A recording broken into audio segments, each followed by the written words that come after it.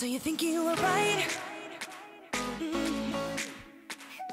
Bring it on, bring it on, prove me. Bonjour à tous, aujourd'hui je suis très contente de vous retrouver avec une nouvelle vidéo DIY et on va créer des décorations qui sont à la fois faciles à réaliser parce que vous avez été nombreux à me dire de faire des DIY de temps en temps qui sont plus faciles, donc je m'exécute aujourd'hui et qui sont à la fois tendance avec des décorations que moi j'aime beaucoup, c'est un style que j'aime beaucoup. J'espère en tout cas que vous allez aimer mes petites idées. Si c'est le cas, n'oubliez pas de liker la vidéo pendant que vous la regardez et dites-moi dans les commentaires ce que vous voulez voir sur la chaîne prochainement dans mes prochaines vidéos DIY.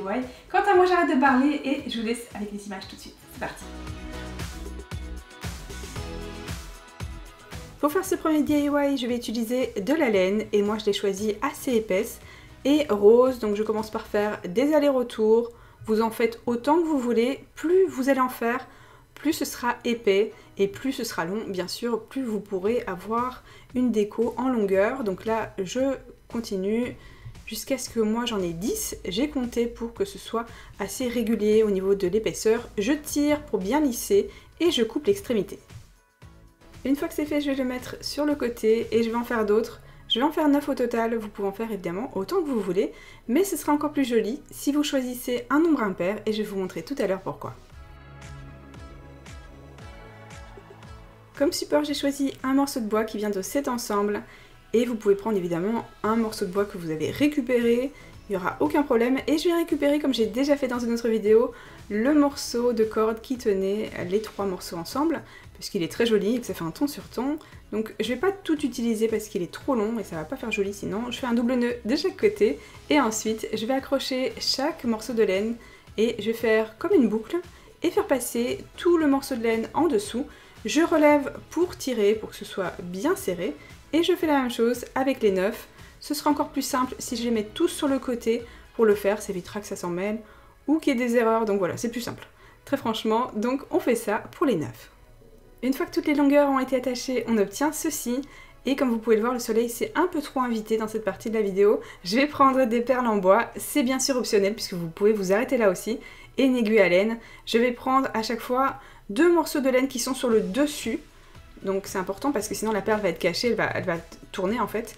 Donc là j'essaye d'insérer, parce qu'en fait elle est assez épaisse cette laine, et donc c'est pas super simple, mais on y arrive très bien, il n'y aura pas de problème. Évidemment si vous avez des perles plus grosses, l'aiguille à laine est vraiment pas nécessaire du tout, c'est juste qu'ici le trou était un peu juste par rapport à la laine, et ça évitera de perdre du temps. Je vais donc en rajouter une à chaque longueur, je vais me retrouver avec 9 perles.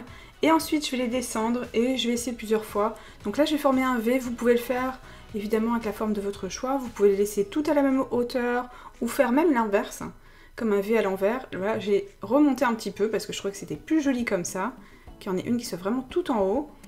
Vous aurez compris que si on avait pris un chiffre pair, il n'y aura pas eu de pointe. C'est pour ça que c'est important que ce soit un chiffre impair. Et une fois que j'ai bien choisi l'emplacement, je fais un double nœud en dessous de chaque perle. J'essaye juste de pas trop les remonter quand je fais ça, parce que quand on serre, c'est très facile qu'elles remontent. Donc on fait juste attention que ça n'arrive pas. Et évidemment, quand vous l'aurez accroché à votre mur, vous pourrez encore faire quelques réglages en serrant un peu plus ou un peu moins les perles pour qu'elles bougent un peu leur place et qu'elles soient un peu plus hautes ou un peu plus basses. Ce sera très très facile à régler. Je vais séparer ensuite la partie du milieu. Vous avez vu, j'ai bien lissé pour que ce soit le plus long possible, pour que ce soit bien droit et que quand je coupe, il n'y ait pas à chaque fois des morceaux qui dépassent. Je coupe la partie de gauche, ici c'est à gauche, moi c'était sur ma droite, mais je ne coupe pas la partie du centre, elle va me permettre de faire la pointe, donc voilà, je vais regarder ce que ça donne, ça évitera en fait de couper de travers, voilà.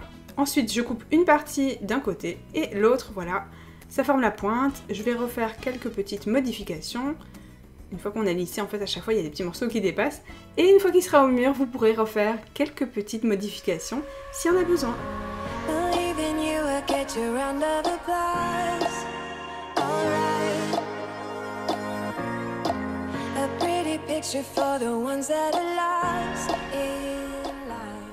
Pour cette décoration, j'ai pris un petit napperon, donc vous pouvez le prendre bien sûr de la couleur que vous voulez ou aussi de la taille que vous souhaitez. J'ai pris une boîte en carton, on va la défaire et ensuite on va la positionner sur la table.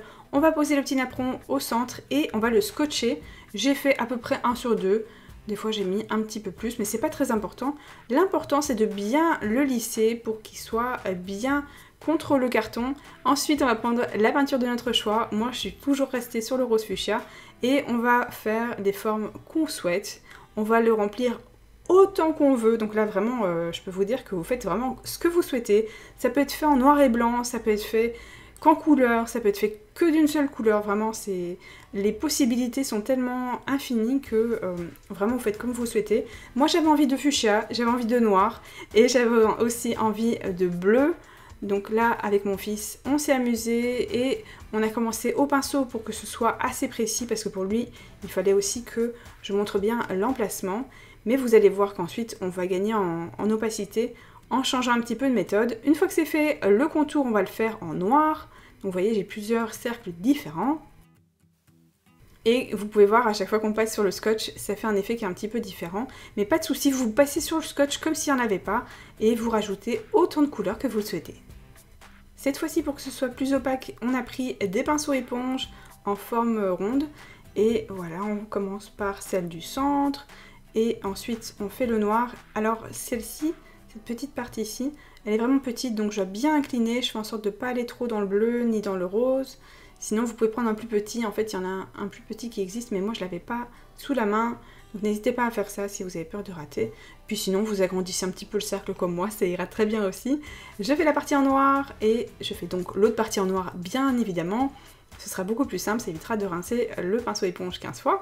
Je passe sur le bleu et quelques heures plus tard, une fois que ça a bien séché, je détache tout ça. Je me retrouve forcément avec des extrémités qui sont restées blanches ou la couleur de votre napperon d'origine. Et pendant que ça sèche, je passe à l'étape suivante. Je vais prendre un support, peu importe ce que vous avez, même un morceau de carton, ce sera très bien. Et de la laine, donc c'est en fait la deuxième pelote, c'est exactement la même que pour le DIY numéro 1. Je fais autant d'allers-retours que je souhaite et pour faire simple, j'ai fait comme le DIY numéro 1 et j'ai compté jusqu'à 10. Je prends un autre morceau de laine et je vais faire un double nœud tout en haut. Alors la méthode de ces pompons, c'est une méthode que j'ai déjà expliquée très longuement dans ma vidéo spéciale pompons, donc je la mettrai dans le i si ça vous intéresse, et vous pourrez retrouver aussi d'autres décorations spécialement faites avec des pompons, donc n'hésitez pas à aller la regarder, vous aurez plus d'infos, et surtout la méthode sera plus longuement expliquée, donc ça pourrait aider. Je forme une petite tête, ensuite je vais couper l'extrémité, j'ai plus qu'à lisser et à regarder les petits morceaux qui dépassent, à les couper, et vous allez en faire autant que vous le souhaitez. Moi j'en ai fait 16, vous avez bien entendu, j'en ai fait 16 exactement parce que mon napperon a 16 extrémités. Donc ça évidemment vous faites comme vous voulez. Vous pouvez en faire évidemment 1 sur 2 ou plus. Donc ça c'est évidemment comme vous le souhaitez. Là je vous en montre 8. Je commence par les attacher parce que si je les avais mis tous les 16 en même temps, vous imaginez bien qu'il y a un moment où j'aurais été perdue. Donc je vais attacher avec un double nœud. Je coupe l'extrémité des fils et je fais exactement la même chose tout autour.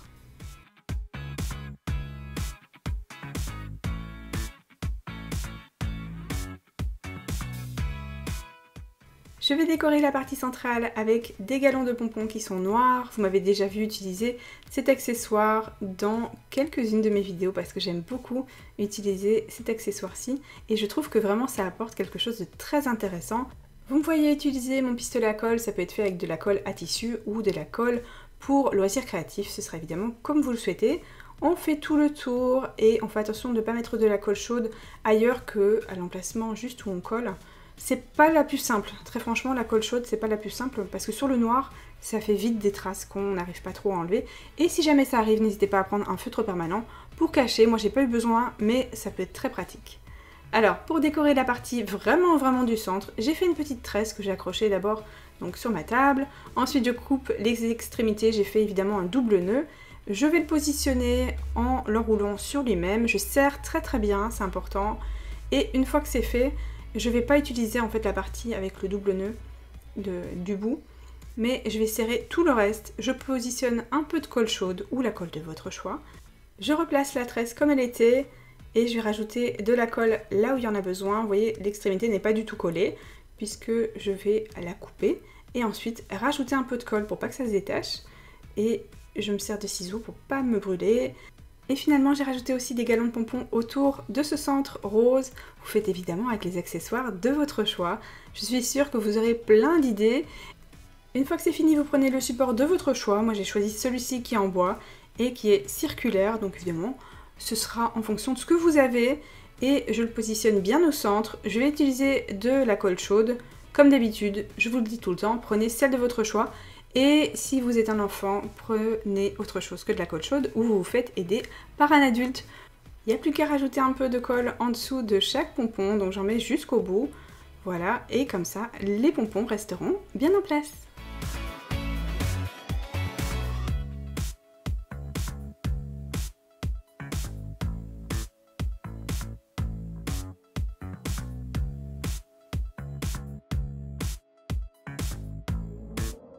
Cette fois-ci, on va passer au DIY très facile. Donc je vais prendre une boîte de conserve et aussi de la corde que j'ai choisie assez épaisse et très claire.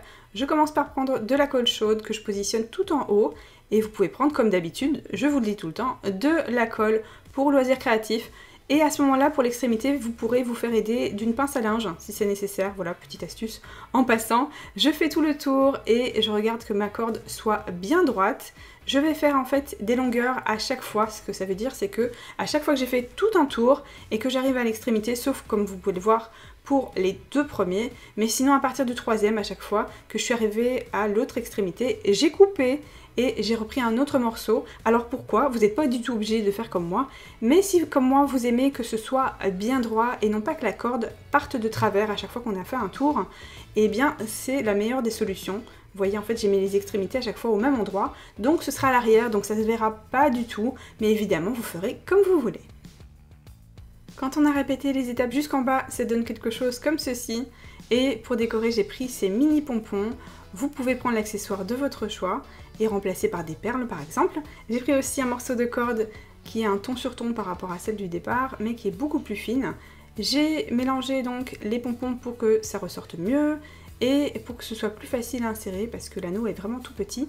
J'ai serré en fait le bout de ma corde avec un petit morceau de scotch. J'ai coupé ce qu'il y avait en trop et du coup le bout de la corde est beaucoup plus dur. C'est beaucoup plus simple aussi d'insérer les petits pompons. Donc je les place donc l'un après l'autre. Et comme vous pouvez le voir, je les ai placés de façon à ce qu'ils ressortent mieux. Donc j'ai mis un plus, on va dire, plus vif à chaque fois avec un autre. Je fais le tour, je fais juste en sorte qu'il n'y en ait pas à l'arrière puisqu'on ne le verra pas. C'est le principe, c'est de cacher à l'arrière, donc on les positionne correctement. Ne serrez pas trop pour pas que les pompons restent en l'air. Vous voyez, je les remets comme il faut. Et une fois que j'ai fait un nœud, je vais prendre de la colle chaude et en fait je vais faire un deuxième nœud par-dessus. Vous m'avez déjà vu utiliser cette astuce pour en fait que le nœud ne se détache jamais. Et le tour est joué. Vous aurez soit un pot de crayon ou un pot de pinceau pour votre maquillage, c'est comme vous voulez.